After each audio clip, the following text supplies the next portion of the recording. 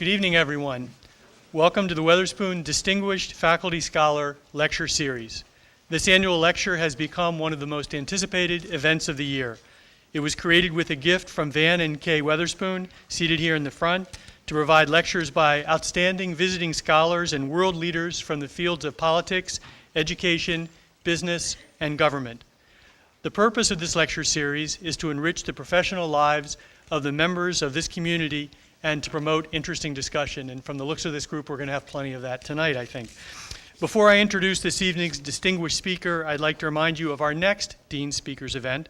On February 2nd, we will welcome Elizabeth A. Duke, one of the 7 members of the Federal Reserve Board of Governors and a UNC alumna. I invite you all to join us for that lecture. I'd like to also acknowledge a number of special guests we have here who are seated in the front row. Chancellor Holden Thorpe and his wife Patty, former Chancellor Bill McCoy and wife Sarah, former Chancellor James Measer and wife Susan. So welcome to all of our distinguished guests this evening.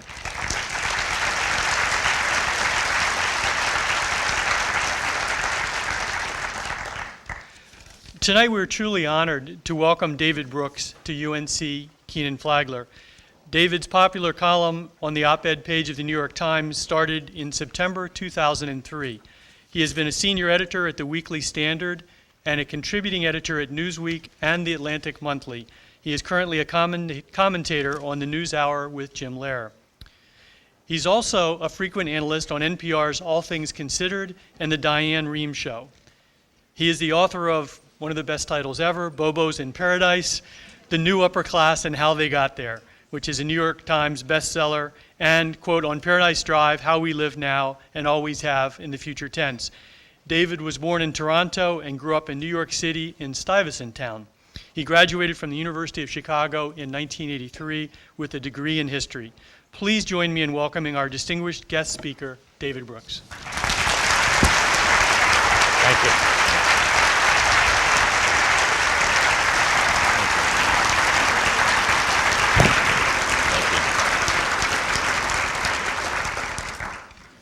Thank you. It's a great pleasure to be here. I just want to clear up one thing before I get started. I'm friends with a guy named Dick Broadhead, who is the president of a school down the road here. And if any of you watched the Duke-UNC game at Cameron Indoor Fieldhouse, Dick invited me to sit next to him at that game. And I was outwardly cheering for Duke, I won't deny that. But inwardly, yeah. So yeah, I've blown it already. Turned the crowd hostile in 30 seconds. All I can say is better luck next year. Yeah. Okay. Actually, now that I think about this, apropos of what I'm going to talk about, I'm going to talk about human capital. Which I've spent a lot of time thinking about and been writing about. And I'm going to try to give you a different view of human capital than I think is dominant in American culture. And we all have a conventional view of what human capital most fully realized looks like, what the most successful people in American society look like. And they are the corporate titans that probably grew out of this institution.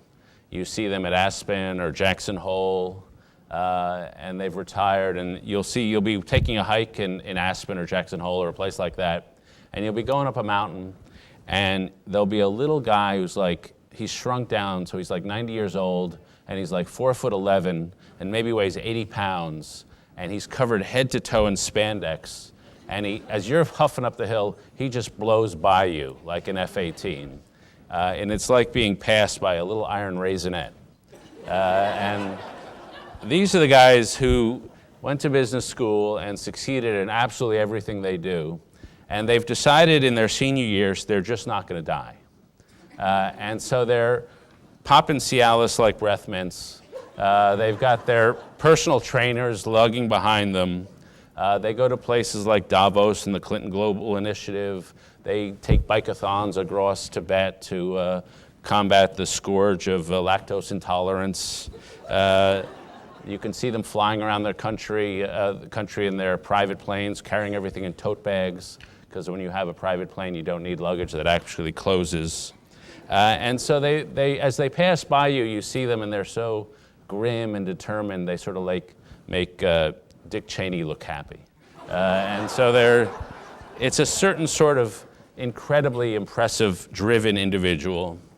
And then if you hang around Aspen, Colorado at night, you'll see them out with their families, and they're out with their 5 perfect sons, Bip, Chip, Rip, Sip, Dip, and Lip.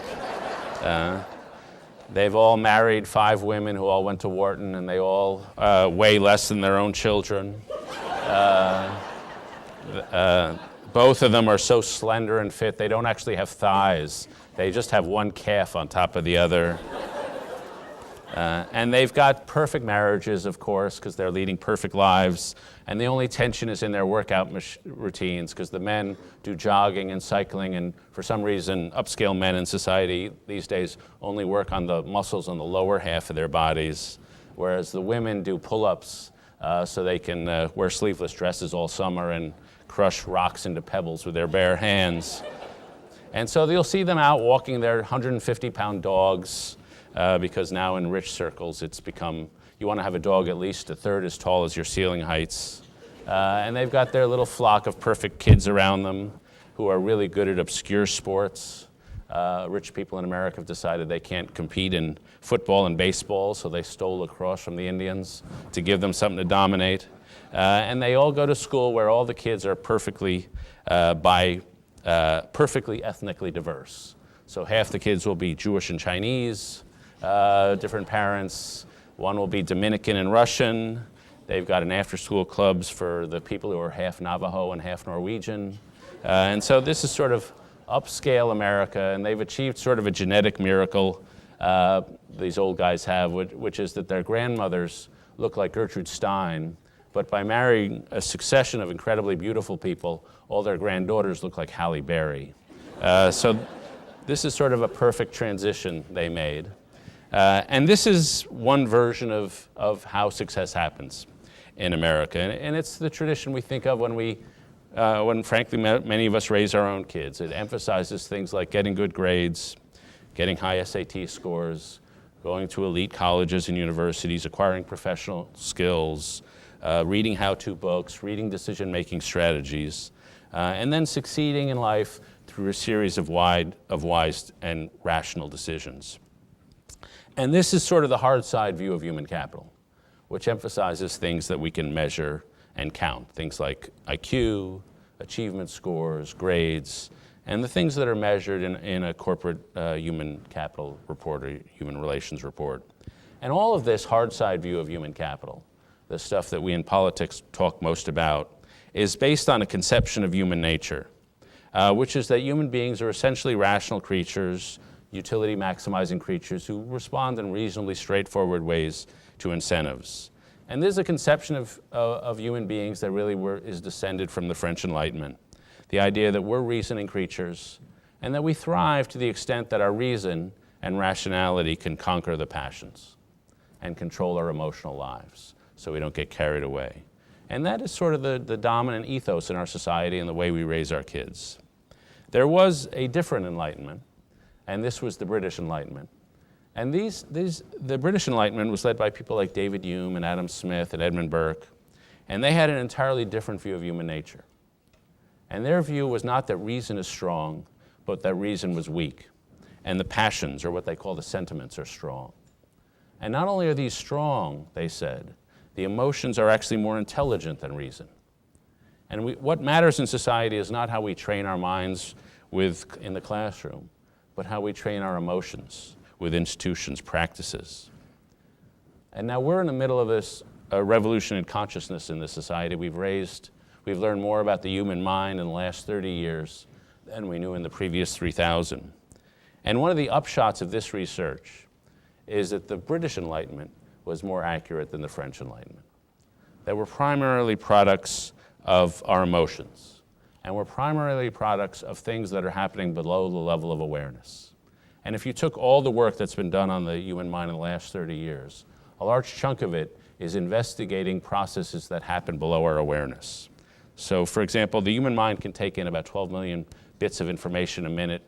of which it can be conscious of about 40. So while the conscious mind writes the autobiography of our species, the unconscious mind is doing most of the work.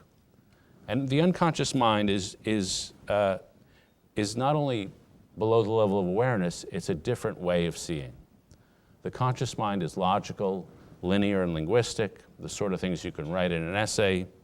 Most of the processes that are unconscious are associative, emotional, nonlinear, and non-linguistic.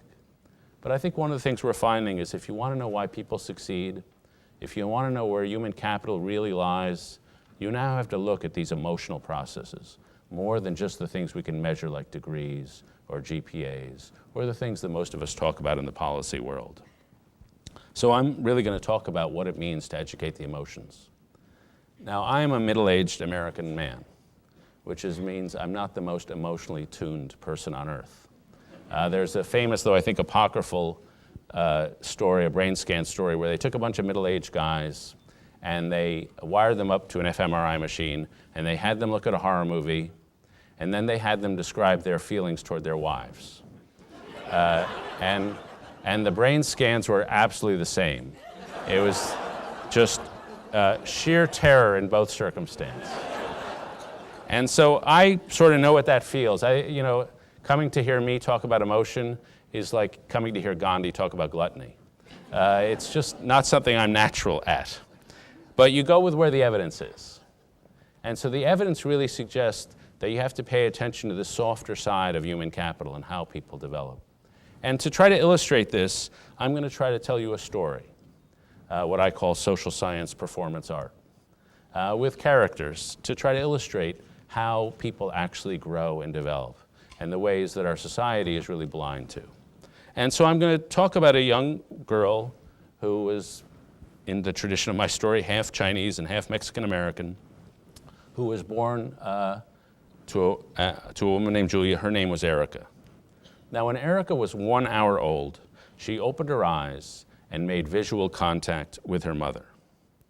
And she had nothing as sophisticated that we would call consciousness, but already she was beginning to learn and beginning to make her way in the world. There was a guy named Alan Meltzoff at the University of Washington who in 1979 leaned over a baby who was 43 minutes old and wagged his tongue at the baby. The baby wagged her tongue back. And since then, this has been replicated many times, but we're learning babies are born with much more sophisticated capacities than we understood. And though they lack consciousness, they have a capacity to connect with mom, primarily. So if you read a baby in the womb, Dr. Seuss's book, when the baby is born minutes later and you read that story again, the baby will suck rhythmically and calmly because they recognize the story. French babies cry differently than German babies because in the womb they've heard these things. So the mind is already being formed. Babies are fantastically good at reading and recognizing faces. So a baby at 6 months can tell the difference between different monkey faces, whereas an adult human can't tell the difference. But they're born because they need to connect. And it's that connection is the basis for how their minds evolve. And so Erica grew up with her mom, who in the early days of her life was well attuned to her, paid attention to her, and sort of responded to her emotions. And out of this attunement, her brain was literally wired. In the 1960s, they had orphanages where they gave them food and medicine, but they did not give them contact, human contact, because they thought it would be antiseptic, and they thought it would lead to disease. These babies died at such high rates that they stopped naming them, 25% mortality rates. And it was that human contact that actually builds a brain. There's another famous story. In the 1930s, a guy named H.M. Skeel studied these Romanian or Central European orphanages then. And the babies who had been adopted from the orphanages and 4 years later had IQ points 50 points higher than the babies who had not been adopted. And it was not because the mothers who adopted these babies were tutoring them, because those mothers were themselves mentally disabled and living in a different institution. It was simply the love between a child and the mother that created this incredible IQ spike.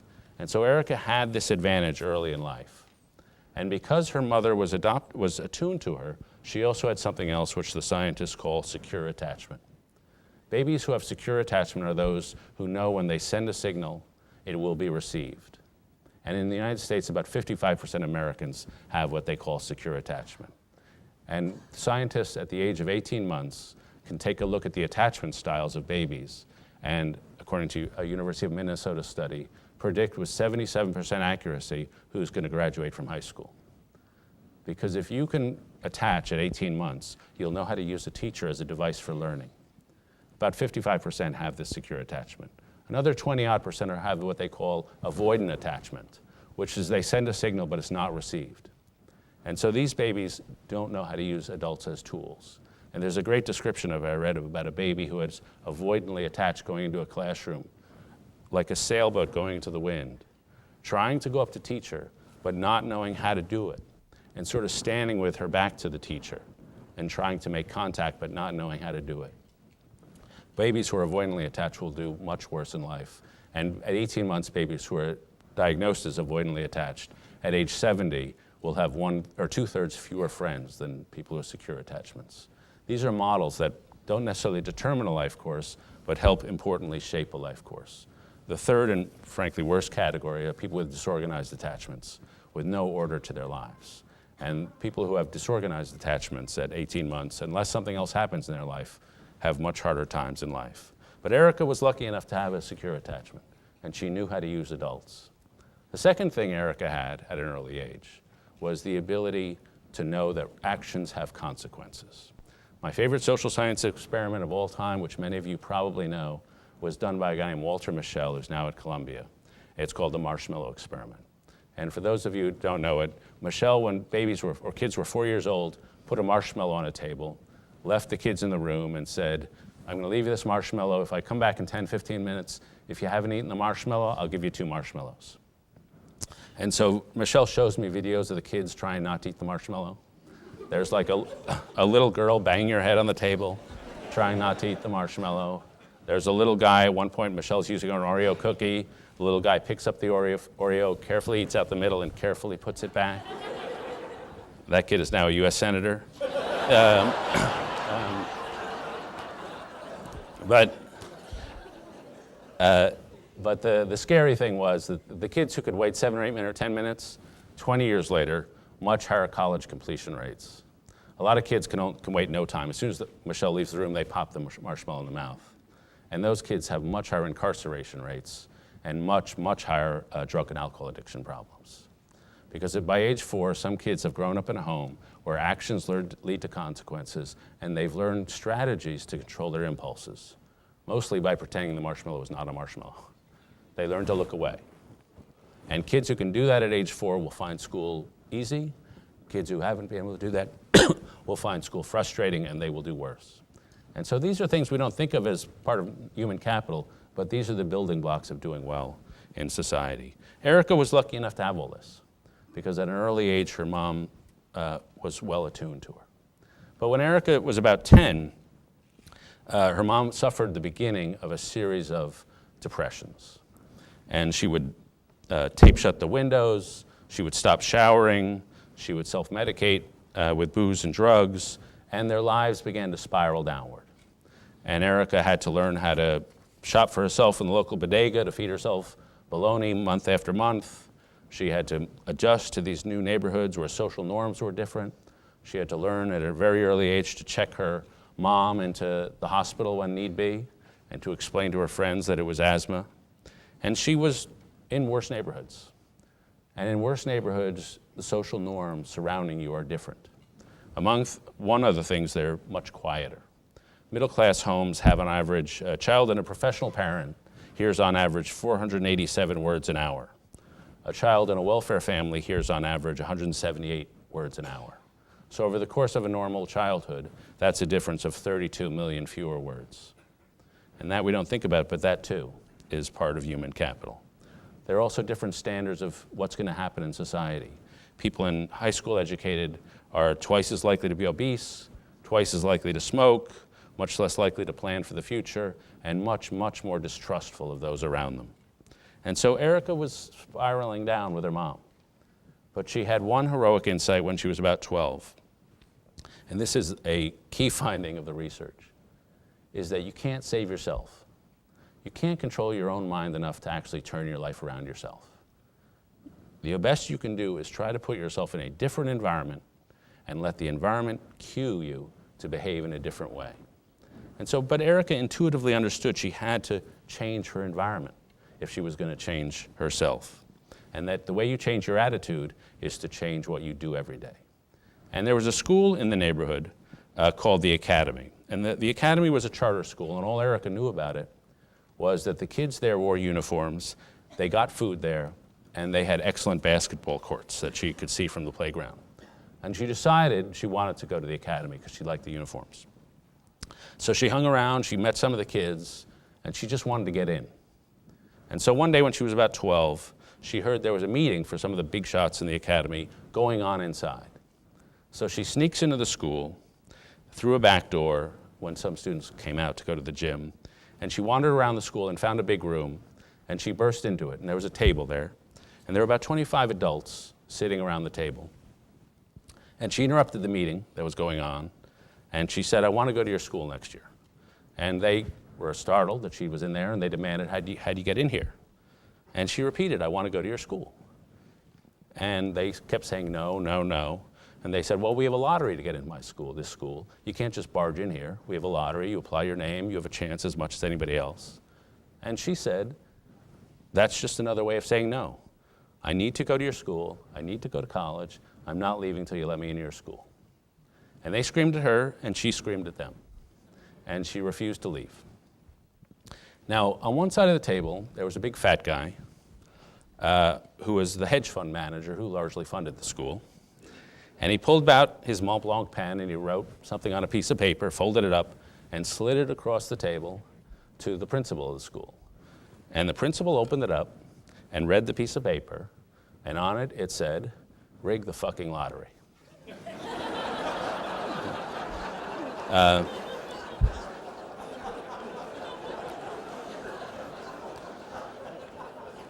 So the founder looked at her, and he gave her a stern lecture and told her never to barge in on a room ever again, and said, "Write your name and address on a piece of paper, and we'll see you in September." And she did, and she wrote her social security number just to be sure. And when she left the room on her way back home, she couldn't hear it, but the entire room erupted in laughter. Because if they were attracting kids like her, they were doing the right thing. And these schools are growing up around the country, and they are what they call parent neutral. That is, they take the culture that kids have at home and they basically replace it. And it's not the academics of the school that matter, though they matter. What these schools do, and frankly, this kind of school is what they do at a KIPP Academy, is they spend hours teaching kids how to nod when they agree with somebody, how to look other people in the eye, how to walk down the halls. The basic unconscious norms that middle-class kids adopt normally, they teach consciously. And this is part of what they do, and they give people a sense that they can also succeed. There's a research report by a guy named Gary McPherson who looked at kids who took up the violin. And he wanted to know, if you take a group of kids, how do you predict at the beginning which kids will thrive at the violin and which kids won't? And he found that it's not IQ that determines this. It's not even oral or musical ability. It's the attitude the kids bring into the first lesson. Some kids say, "Oh, I'd like to play, it'd be fun." Some kids like to say, "Oh, I'll play a little. I'd like to play the violin." And some kids walk in there the very first lesson and say, "I'm a violinist. I want to play this thing my whole life." And that is the single best determinant, what their identity is. So some kids at an early age say, "I'm going to be successful my whole life." And those kids do what it takes. And so what Erica got from the Academy was a new identity. And by the way, even having books in the home, a shelf of 6 feet of books. This research might have been done right here, by the way. That will improve your educational attainment, even if you never read the books. Because you say, "I'm a reader, I have books in the home." And it changes your identity, and it changes your performance. So Erica got a different identity. She got different habits and a different sense of order. And this is tremendously important because if you take a look at the people who succeed in business, there's no one personality type. All sorts of people succeed in business.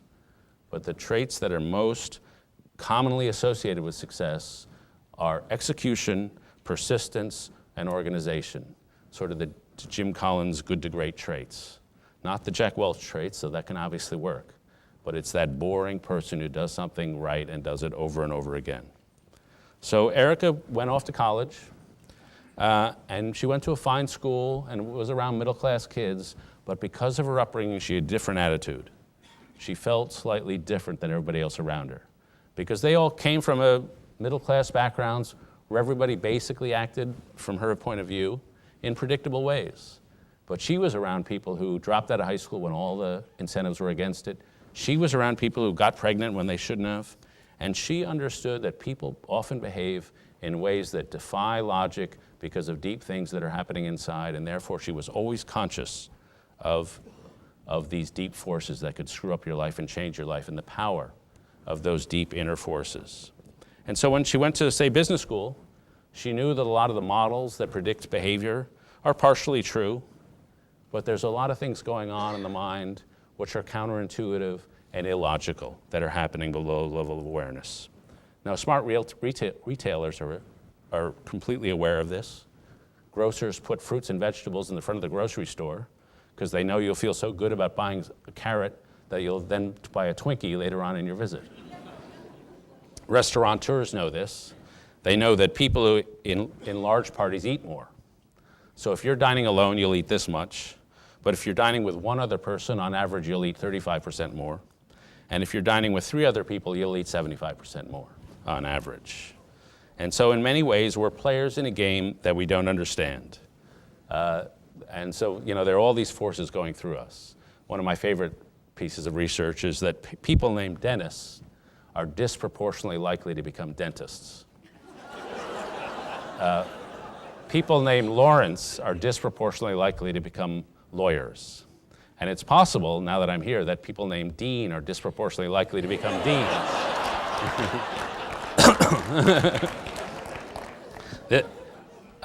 And this is why I've named my own son President of the United States Brooks.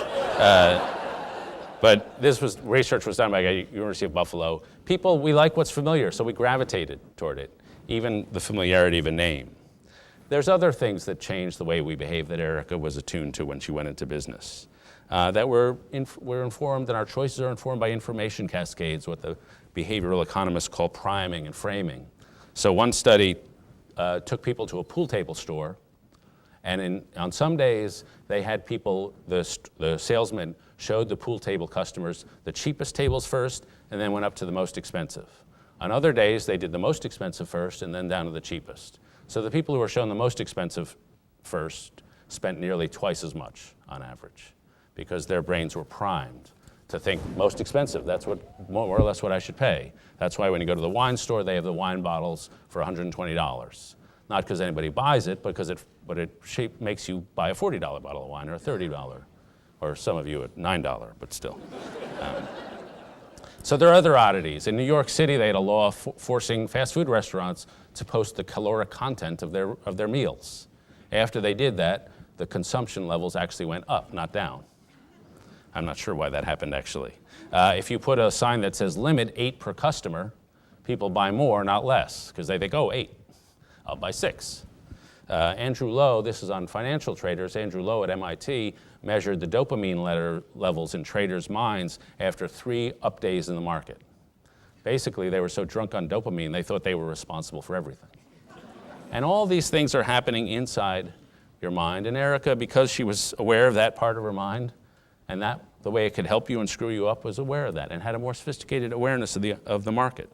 She was helped in other ways. She never fell in for the IQ cult, because she knew that IQ was sort of important, but actually not that important. It wasn't that important to her success. And that is genuinely true. IQ is a great predictor of how you're going to do in school. It's an inadequate predictor for everything else. According to a bunch of studies I've read, IQ predicts somewhere around 10 to 20% of the job variance of job performance is based on IQ. Once you're over 120, it has almost no impact. If you're going to have a surgeon, he or she should probably have 120. After that, 150 doesn't help you. And because these are things that are determined, your performance there are determined by other traits. There's IQ, which is more or less the processing power of the mind. But the traits that really matter are what you might call the mental character. Are you curious? Are you open-minded? Do you adjust the strength of your conclusion to the strength of the evidence? Are you comfortable with ambiguity? Are you modest in the face of partial knowledge? These are mental character traits which, according to Keith Stanovich of University of Toronto, barely correlate with IQ. But if you have IQ without these mental character traits, you just won't do that well. And she was sort of aware of that. And she was aware of some of the other traits that really do matter. Gist making. Can you see a scene and then detect a pattern?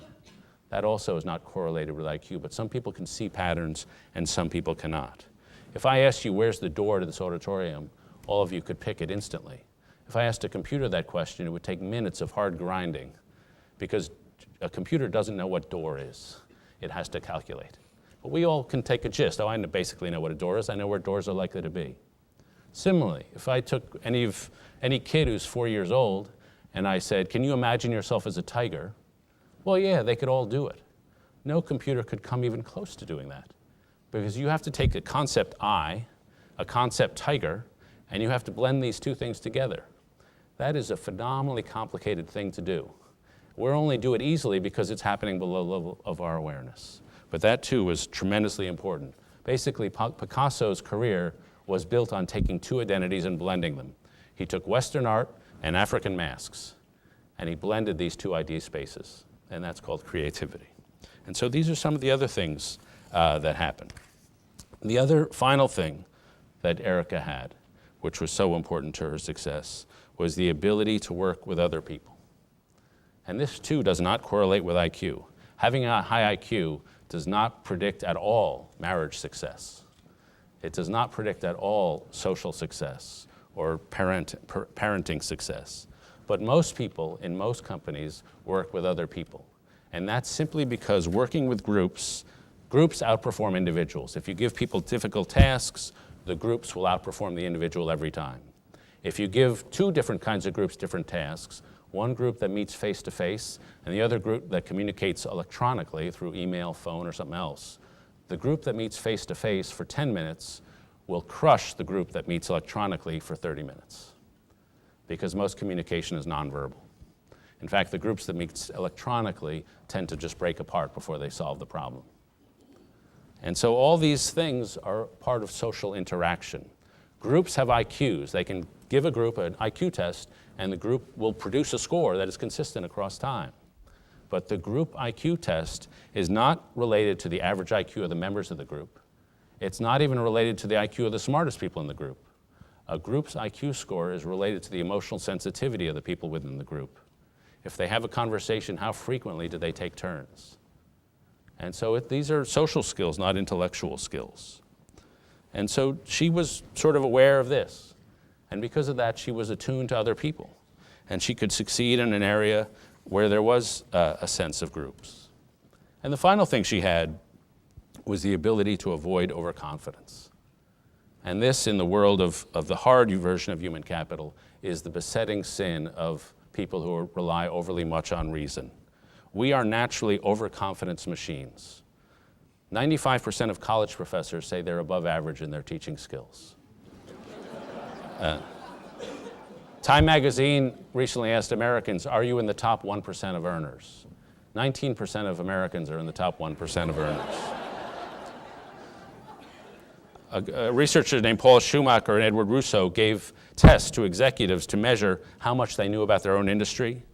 They gave people in the advertising industry tests and asked them how confident they were of their answers. On average, they were 90% confident they got all the answers right. In fact, they got 60% of them wrong. People in the computer industry thought they were 95% confident in their answers. In fact, they got 80% of them wrong. We are tremendously overconfident. And this is an incredibly gender-linked trait, by the way. Men drown twice as much as women because men think they can swim. And the average age of female drowning is 1. The median male drowning victim is 19, because men are particularly overconfident. So what Erica did was she built modesty traps for herself. My favorite one was designed by Peter Drucker, these modesty, I guess, bootstraps, you should call them, which is, he said, every time you make a decision, seal it in an envelope and open it in 9 months. you'll discover that a third of your decisions were right, a third of your decisions were sort of right, and a third were completely wrong. But in all cases, your reasoning was completely wrong. And so she did that. The other thing the scientists believe in are sleep. If you are not sure of how well you can do something, sleep on it. People who interrupt doing a problem by taking a nap do it with about 50% more efficiency than those who try to work straight through. The scientists are also a big believer in showers, by the way, because your mind gets distracted and the thought comes to you while you're in the shower. They're also a big believer in understanding what sort of problem you're dealing with. If you're dealing with a problem with two variables, this your conscious mind can control. So what you should do is write out a list, cost benefits of each of the two variables. If you've got a problem that's more complicated than that, and one of the most intellectually complicated things any of us do is buy furniture. It's really hard to go to a furniture store, see a sofa, and imagine what it's going to look like in your living room. That is phenomenally cognitively demanding. So what you should do is you should study it, and then you should distract yourself with another task, and then you should go with your gut. Because while you're distracting yourself, your unconscious mind is processing this in all sorts of complicated ways. And so Erica was attuned to all this, and she did reasonably well in business, and she did reasonably well in life.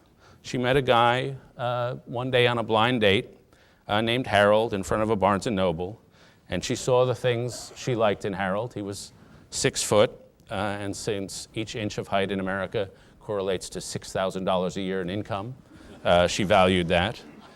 In fact, one of the studies of online dating finds that a guy who's 5'6" can get as many date requests from women as a guy who's 6 foot tall, so long as he makes $175,000 a year more. Yeah. Don't ask me how I know that.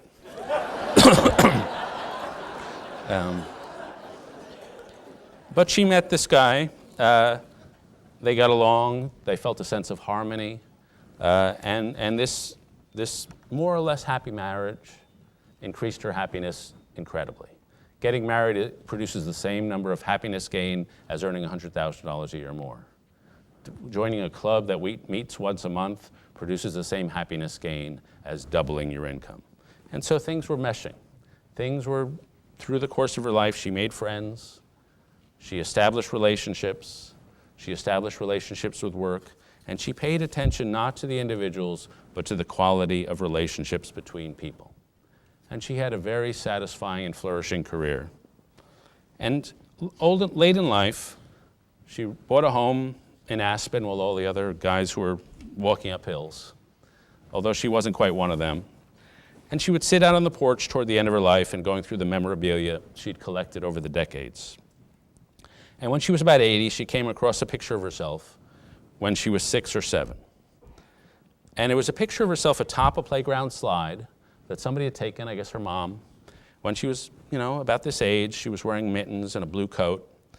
And she asked herself at age 80, what do I have in common with that girl of 6 and 7? And so many circumstances in her life had changed, but something alive in that girl was still alive in her. The same viewpoints, the same ways of reacting to the world, the same hopes and fears. And looking at that picture, she could feel what that girl would have been feeling atop the slide, because they were still baked down deep in her mind, those reactions, the sort of the unconscious essence. And it starts with affections. It starts with the miracle that neurons and synapses somehow combine to produce consciousness. And it produces what we call our soul, the spiritual essence of who we are. And as she was looking at this picture, her husband, Harold, came out and asked her if she wanted some lunch, and she was surprised it was lunchtime already, but she said yes. And he came back a few minutes later with a plate of cold chicken, and he saw her sitting there inert on a chair, and he dropped the tray and screamed, and he ran over to her. And he ran up and grabbed her hand, and she was just drooling there, drifting in and out of consciousness.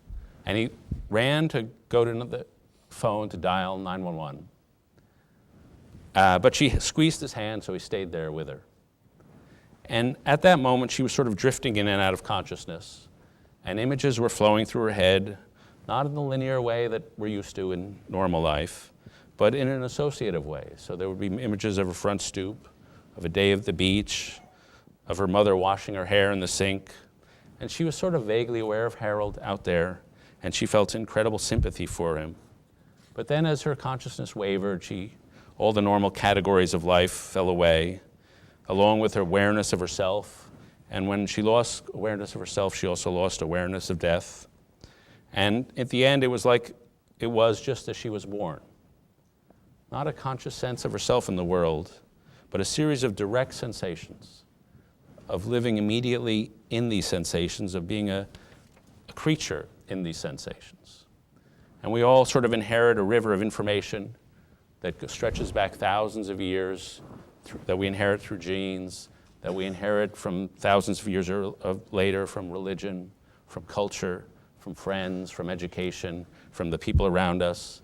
And we all sort of float in this river.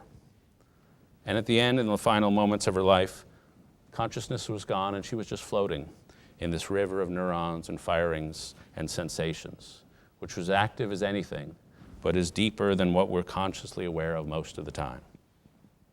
And so I've told you a little about her story, because I think in my world, especially of policy, and maybe in the world of business, this world of unconscious processes is the untold story. We're really good at talking about money and material things. We're really bad at talking about emotions and the things that join us together. We're good at talking about individuals. We're bad at talking about the quality of relationships between people. But we've spent really a generation or more trying to improve the human capital. We've tried every bureaucratic restructuring of the schools we can think of. We've tried different tax rates. We've tried different incentives. But the essential element is that people learn from people they love. And unless you pay attention to the quality of relationships between people, your ability to build human capital will really be frustrated. And I, as I said, am not the most emotionally attuned guy in the world, but you really do have to pay attention to the soft, squishy side. Because if you don't pay attention, we'll be left with a very cold, rational, and really futile view of human nature. And when you think of the most coldly rational and in some ways futile individual, I guess that's the problem I'm warning you of, the problem of what we might call Krzyzewski. So thank you very much.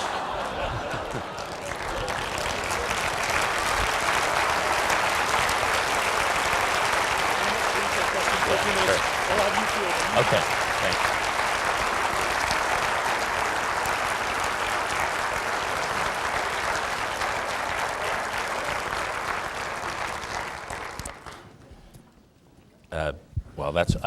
I guess we have time for questions. So if there's questions about this, about Barack Obama, about the State of the Union, I'm ready for anything. The good question. I'm glad you asked. The question was, is that about a book about to be? It is a précis of a book that will come out on March 8th called The Social Animal, which is even now available for pre-order on Amazon. Let me just say quickly about that, because I didn't expect to write about this stuff. I read about policy and politics, but I was just incredibly frustrated by our inability to explain why 30% of kids drop out of high school. And I was incredibly frustrated. I mentioned to some students earlier, I covered the Soviet Union collapsing. And when I was over there, we sent teams of economists with hard currency plans into Moscow.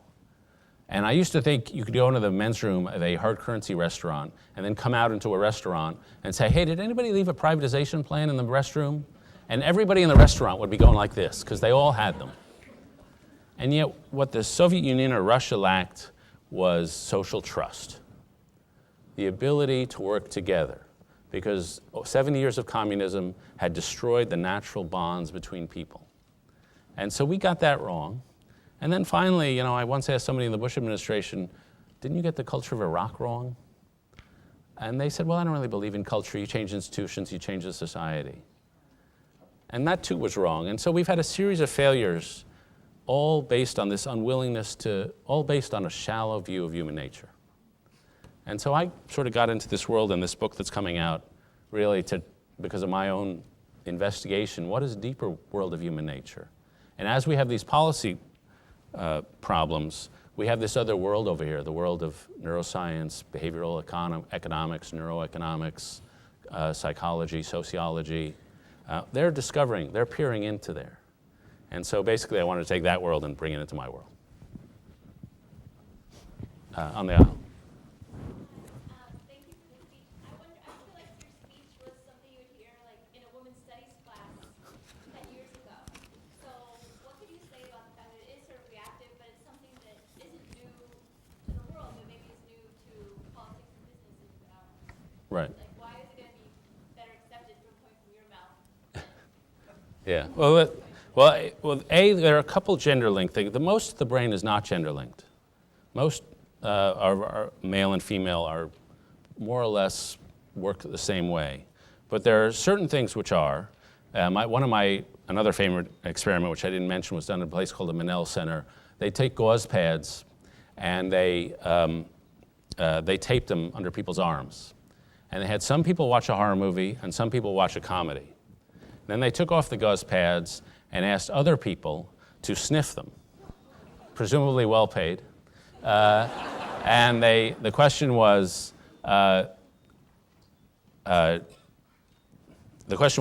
can you tell if this gauze pad was worn by a horror movie person or a comedy person? And people can tell way above average yet which is which. And women are way better at this than men. And so that's one of the gender-linked traits. But I do think, I guess a couple things are different. One is it's not new that the British Enlightenment was onto this. I don't think brain science invents new philosophies. It just confirms some and not others. And it's not true that some of the feminist scholars were doubting sort of the hard rationalism of classical economics 10 or 15 years ago.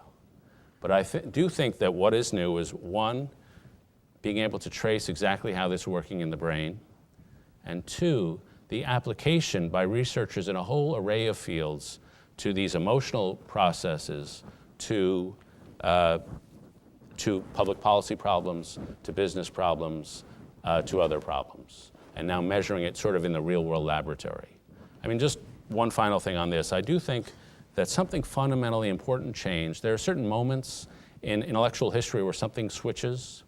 I think when Danny Kahneman and Amos Tversky psychologists won the Nobel Prize in, I think, 2002, that was a big moment because it put into doubt the classical economic model of the rational utility maximizing creature.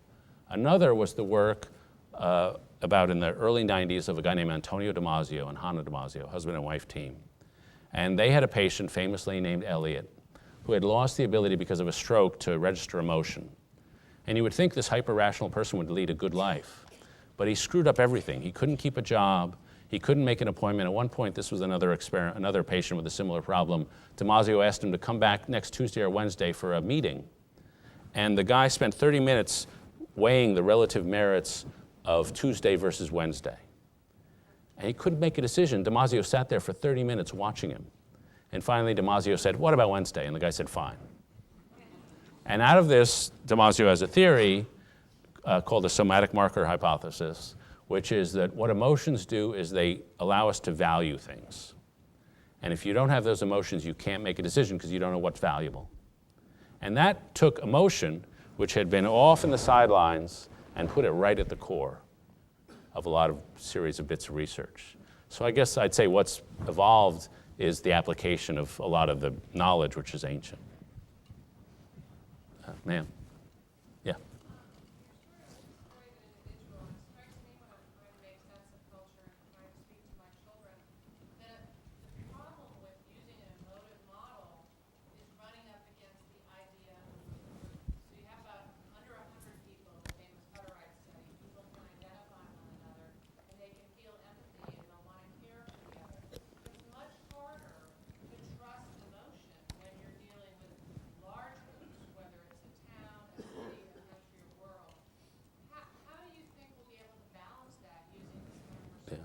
Yeah, the unconscious has many skills. It can tell you what furniture to pick. but it also has many shortcomings, as all of us who are overweight know.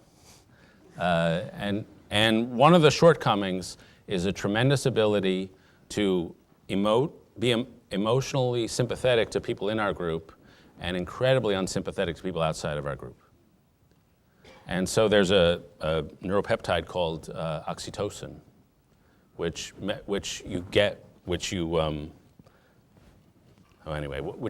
you're suckling, when you're having sex. It's like the affiliative neuropeptide, when you're in a good mood.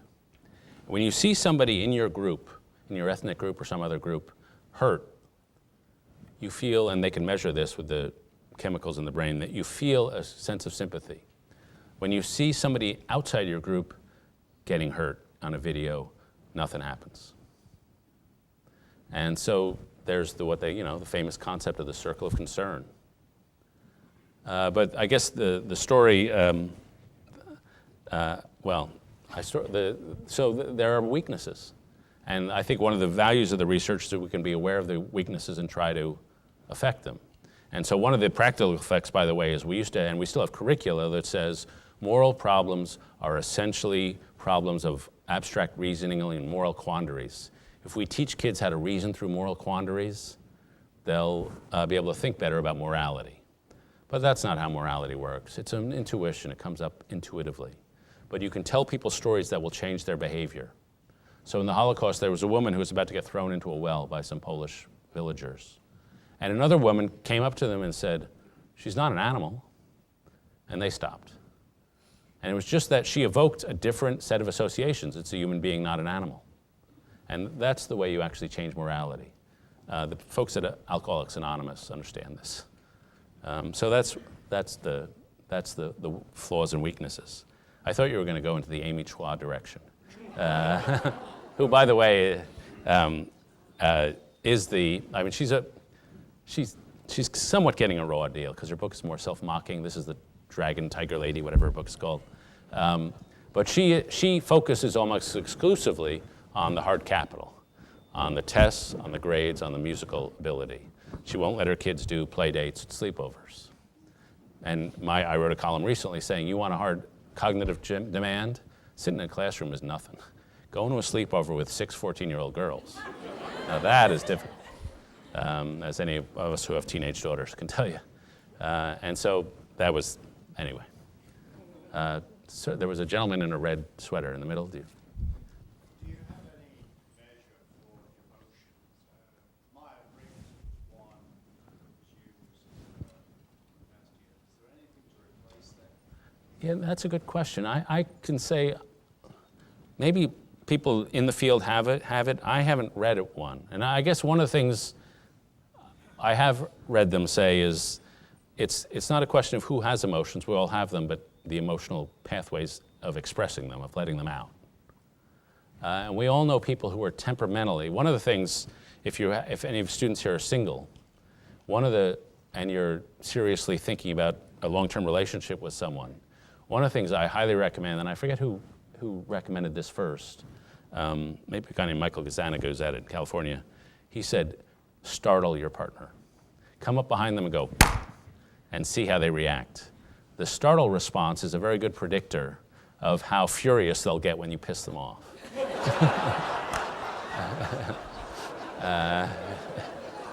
And so, in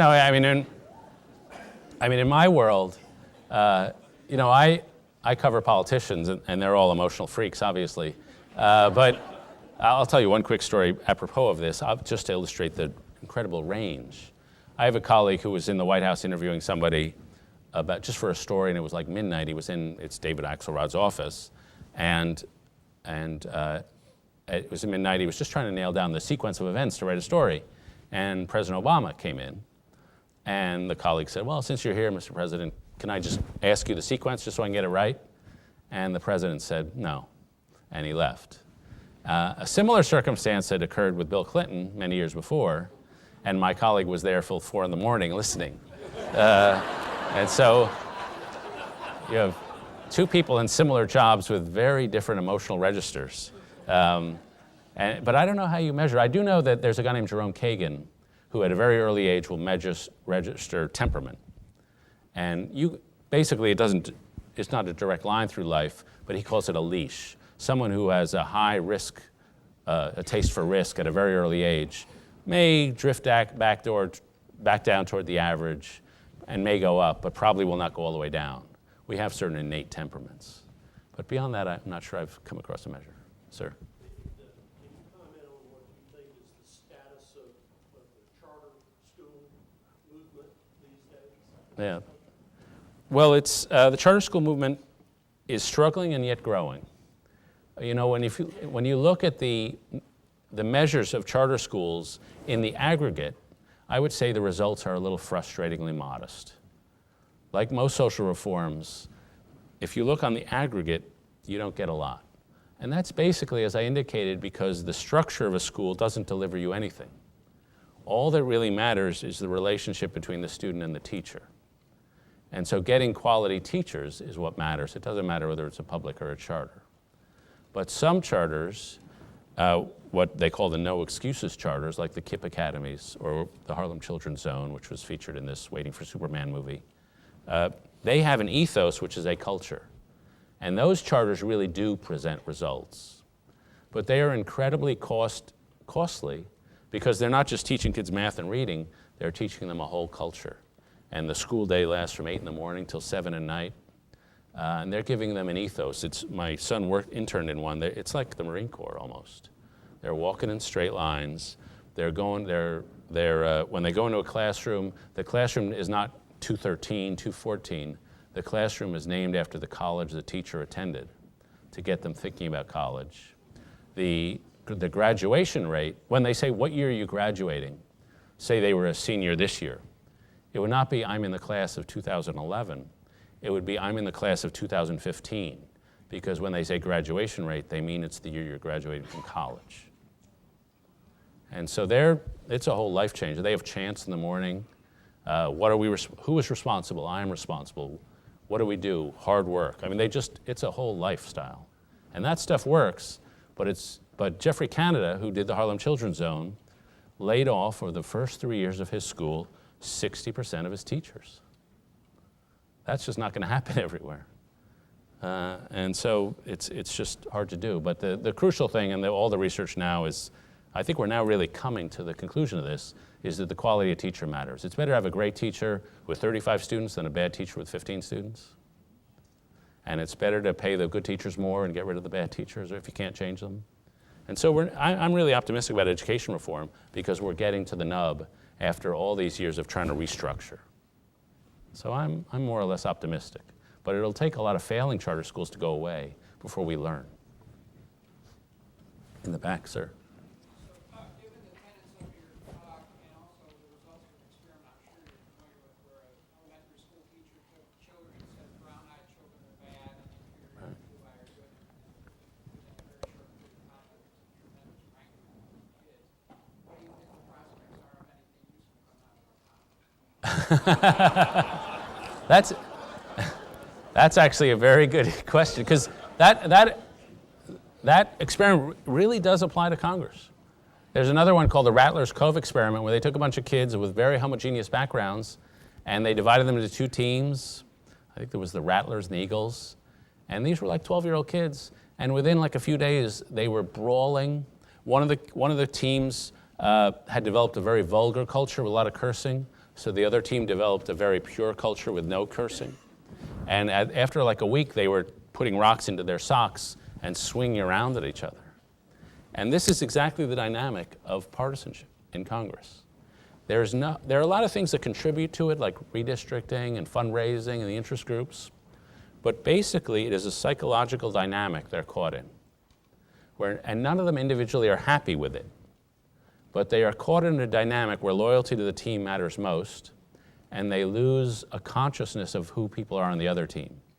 So I've developed a rule that if a member of one party starts telling me about a member of the other party, what they're like, I know that almost certainly that what they're about to tell me is false, because they don't know anything about the other people. I went to something called the Civility Retreat many years ago in the Greenbrier Hotel in West Virginia, where they took 170 Democrats and Republicans and their families and got them together with the idea that they'd mingle and get to know each other. And I walked in the cafeteria, and it was like high school. All the Republicans are over here, all the Democrats are over here. A couple weeks ago, I was taken to the floor of the Senate by a senator just to show me what it looked like down there. And going to the floor of the Senate is cool because in the desks, they've been there since the founding of the Republic, and every senator who sat in that desk carves his or her name into the drawer. So you can see Henry Clay's signature and John Kennedy and all these people. And the Republican took me and he showed me his desk and we looked at all the names. And I wanted to go see the John Kennedy desk. But he was a Republican and Kennedy was somewhere over there. Didn't quite know where it was because that was on the other side of the floor. And so that dynamic is real. And just one final thing, and this taken to extreme, I read a really fine book called Machete Season. A French journalist went to Rwanda and interviewed people who committed the Rwandan genocide. And one of the guys she interviewed had decapitated his neighbor of 25 years with a machete. And she asked him, what were you thinking at that moment? And he gave a very graphic description. He said, the guy sort of lost the features of the person who had lived next door to me all those years. He didn't really look like a human being the way you and I look sitting here. It was abstract, or these are more or less his words. And so it was not fully human. And that's a very extreme example, but sometimes I think that in either party they see each other as abstractions. And they're caught in that psychological dynamic. And it would take leadership to get them out of that dynamic, but they all feel trapped in it and they wish it weren't so. But it will take leadership to change that. Yes? What do pets, particularly dogs and cats, have to do with human emotion? Well, my dog, I have a particular bone to beef, picking about my annoying dog. But in general, they basically, they do a couple things. They create sort of these emotional links, and so they lead to longevity. Some of the effects, the one that leaps to mind right now is not even a pet, it's a plant, a house plant. So there's kind of a famous experiment where they took, I think it was a multi-floor nursing home, and on some floors they gave the people house plants, and some floors no. And the mere act of taking care of this house plant increased health, wellness, and longevity. And cats certainly work. Art projects work. Some established link to something outside. And also all those emotional relationships do work. They do, if there's one experiment, this has never been proven on humans, but a rat mom that licks her pup, and then they measure how many connections there are in the brain, and a rat that's licked has 25% more connections. And it's the mere act of affection that builds these connections in the brain. And this, to me, by the way, is scientists are great at many things. The one thing they're really bad at is explaining how emotion and consciousness emerge out of meat in our heads and how emotion rewires the material connections of the brain. And for those of you who think this threatens God or free will, if there's a divine creativity there, it's in that process where emotion rewires material things and material thing produces emotion. I don't think we'll ever solve that, but that would be where God would be working. Ma'am? You talk about the fact that people who, on one level, would like to be surprised with together. Okay, what concrete actions that really can be taken? You can knock people in a room and say, okay, these are 4 things that ought to happen. And then separately, Will said, what's your prediction on what % mixture we'll have at the State of the Union in terms of people sitting? Yeah. On the latter, how many people will sit together at the State of the Union, I haven't asked around to find out how many will. I know a couple like Coburn and I think Chuck Schumer have said they'll sit together, and I'm sure they'll be nibbling at each other's earlobes. But it would surprise me if it was 100%, it wouldn't be real. But it would still be a good thing. I think physical contact really would matter to a surprising degree if they actually got to know each other. Evan Bayh, who just retired, said from the Senate, he's from Indiana, said that in his 12 years in the Senate, the body as a group of 100 people met twice as a group, once during impeachment, one after 9/11. And so they never actually are there. And so I think that would actually help a lot. I mean, if you want my list of things, I would change the schedule. So now they're in Washington Monday through Thursday, really 3.5 days, and then they all go home for the weekends, and they all keep their families at home. I would have the schedule go back to what it used to be, which is 3 full weeks of work and 1 week back home. And that would encourage them to stay around for the weekend and socialize and maybe bring their families to Washington. I think that would create more connection. And the other things, I would mandate bourbon. They used to drink together, they no longer do. I mean, another problem was airplanes. It was tough to get home in the old days. Now it's easier to get home. And there are a whole series of things, but it's mostly the social connection. Another thing that is very harmful is the way you rise to leadership in Congress is by fundraising and by distributing money. And the people who are really good at fundraising tend to be more partisan. And so that the leadership is all more partisan. And so these are a whole series of things I would do, but nothing will really change unless the leadership decides this kind of behavior is unacceptable. I don't know if we're out of time. Okay, thank you very much.